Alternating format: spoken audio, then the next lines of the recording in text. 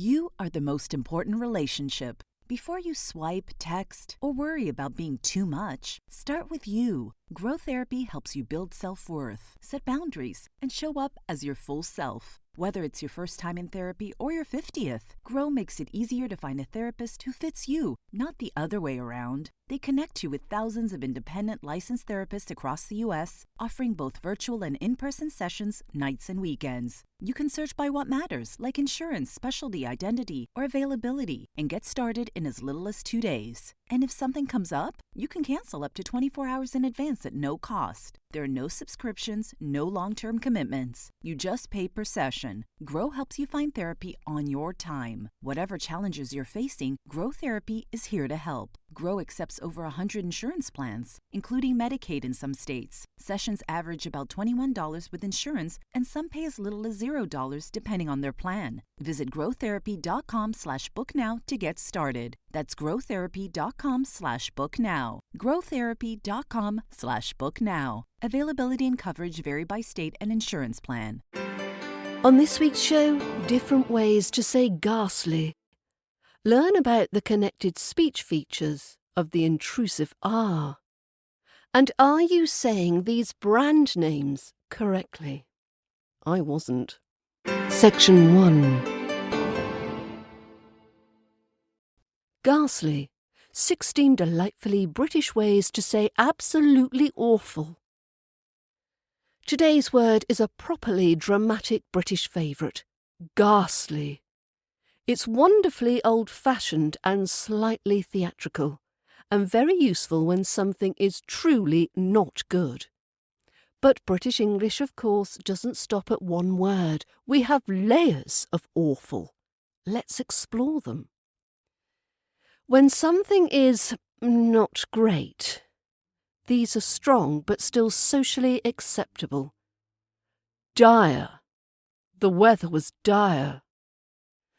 Serious problems often used for situations, finances, transport, or football teams. And we have grim. Grim. The flat was grim. Bleak, depressing, emotionally unpleasant rather than shocking. And we have awful. The service was awful. Everyday, flexible, very common. We have the stress on awful, awful. And of course we have terrible, terrible. I felt terrible about it. Can describe events, feelings and behaviour. It's a very British multitasker. On to horrible, horrible. That was a horrible experience. Stronger emotionally, often personal. Now when things start escalating, we're leaning into the drama and might go for frightful. Frightful. The food was frightful. Again, old-fashioned, slightly humorous, often said with irony. Or we could use dreadful, dreadful. I've had a dreadful day. Classic British misery word, softened by tone, not meaning. Or we could reach for alarming, alarming. The number of mistakes was alarming. This suggests concern rather than emotion, often used in work or news contexts. Or perhaps shocking, shocking. The prices are shocking. Expresses surprise and disapproval. Intonation does a lot of the work here. Or how about appalling, appalling. The behaviour was appalling. Moral judgment here. It's very strong, but still polite enough for emails. And then if we're moving into the full drama territory, these are more vivid, powerful and memorable words. We could use horrifying, horrifying. The footage was horrifying, meaning emotionally disturbing. Or terrifying, terrifying. It was genuinely terrifying. Fear-based, not just bad. Or perhaps gruesome, gruesome. The details were gruesome. graphic, visual and not used lightly. Or how about monstrous? Monstrous. That's a monstrous decision. Big, shocking, often exaggerated for effect. Or frightening. Frightening. The situation is frightening.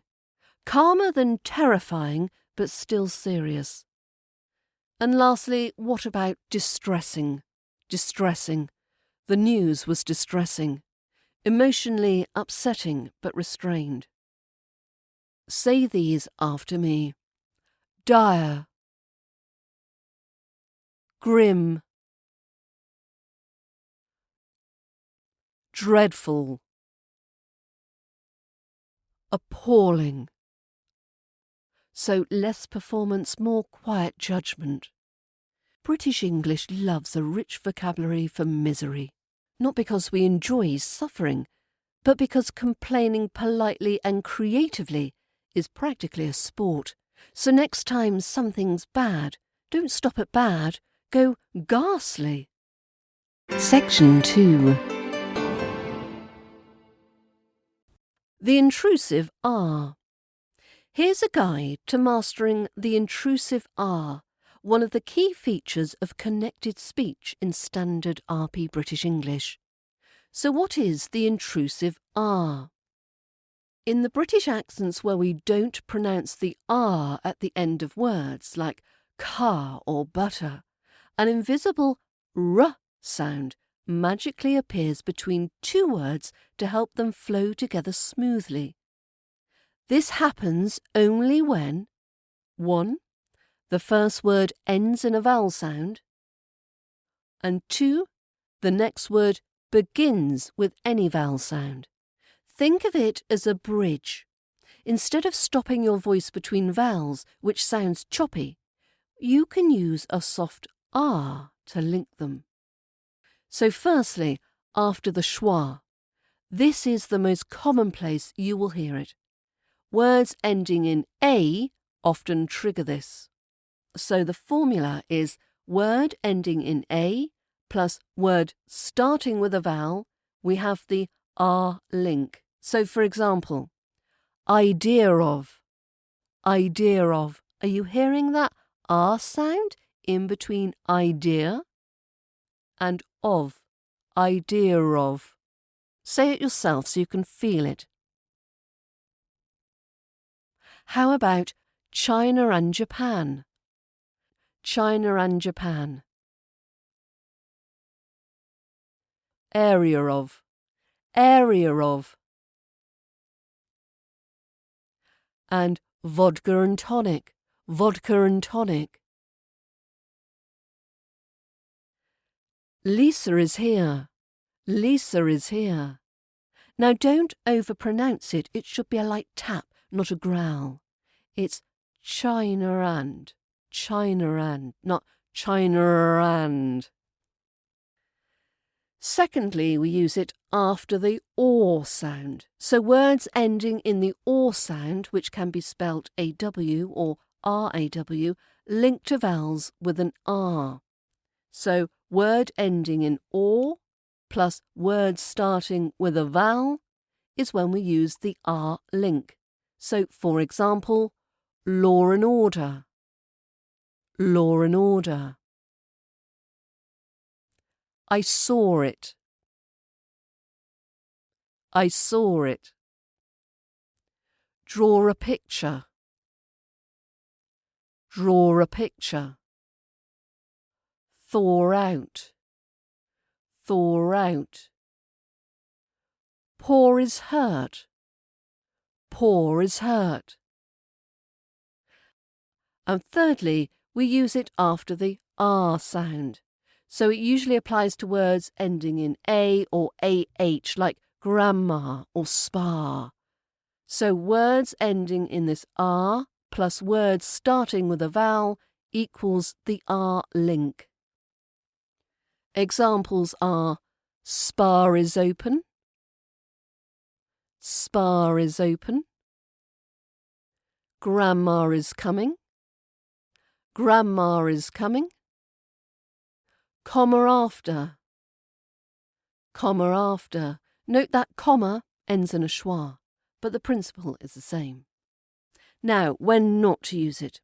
The intrusive R does not happen after high vowels like E as in see or oo as in do.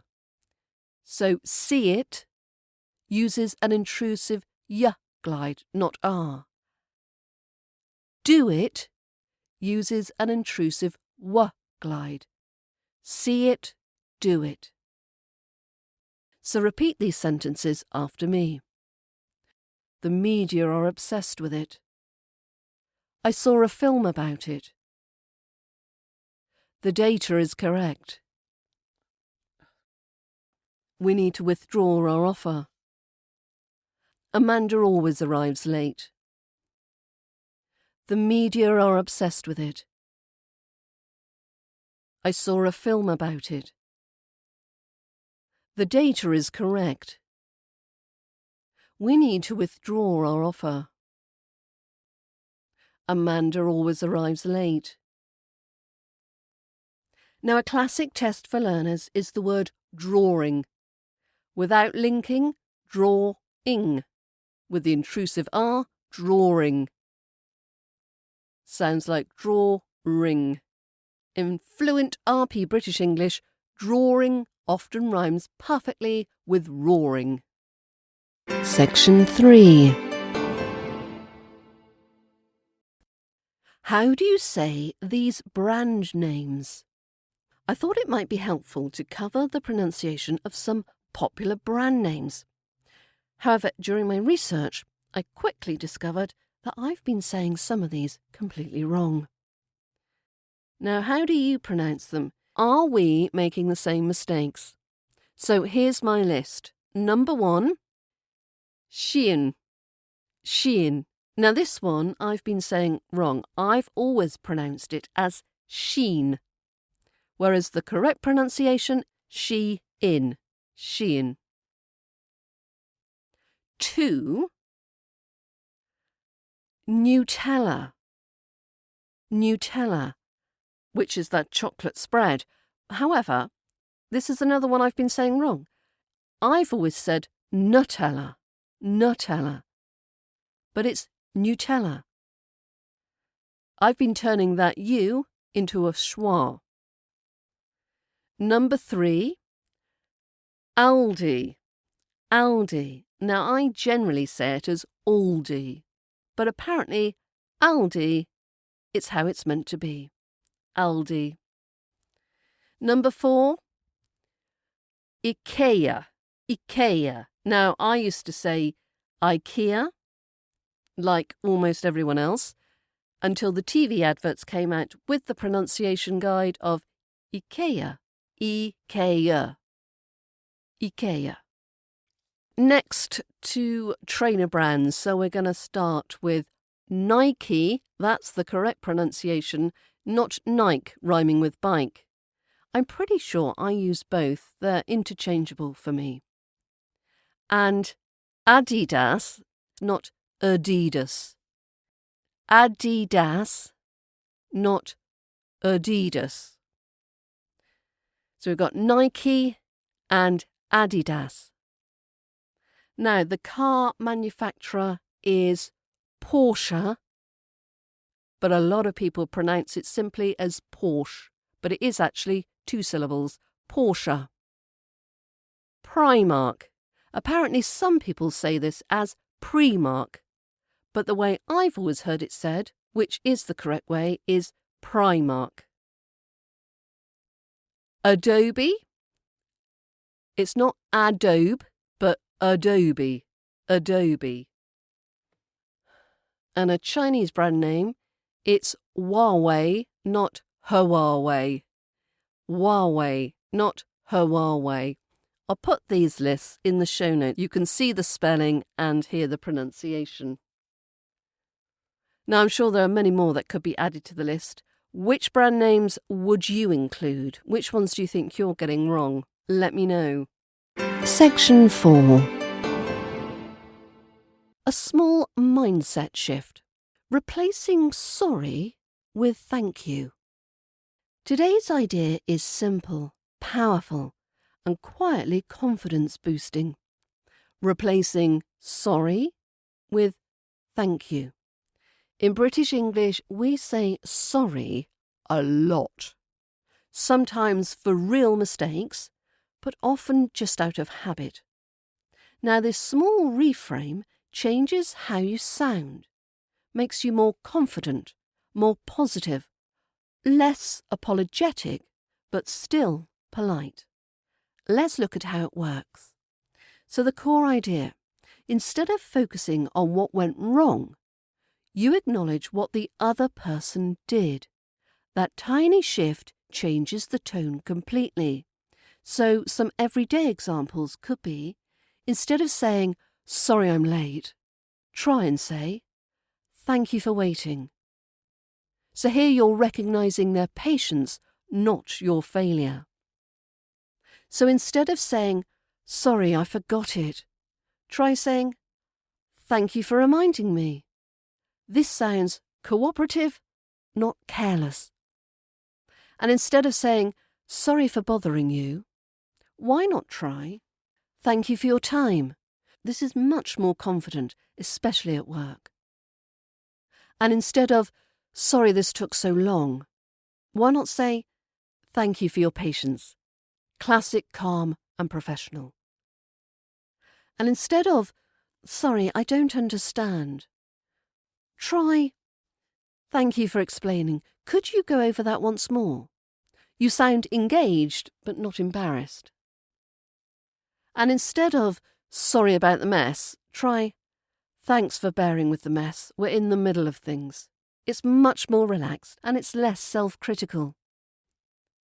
Instead of saying, sorry, I keep asking questions, why not try, thanks for answering all my questions. This one is especially useful for learners. And instead of, sorry, I'm so slow, try, thanks for giving me a moment. It's kinder to yourself and clearer.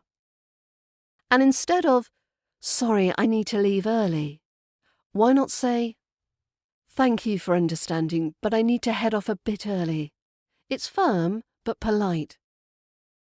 Now, this doesn't mean never saying sorry. We'll still say sorry when we've hurt someone, we've made a genuine mistake, and when an apology is actually needed. But many sorries are really about nerves or politeness or taking up space. And thank you handles those situations beautifully. So why does this work? Well, thank you assumes goodwill. It sounds calm and mature, and it subtly places you on an equal footing.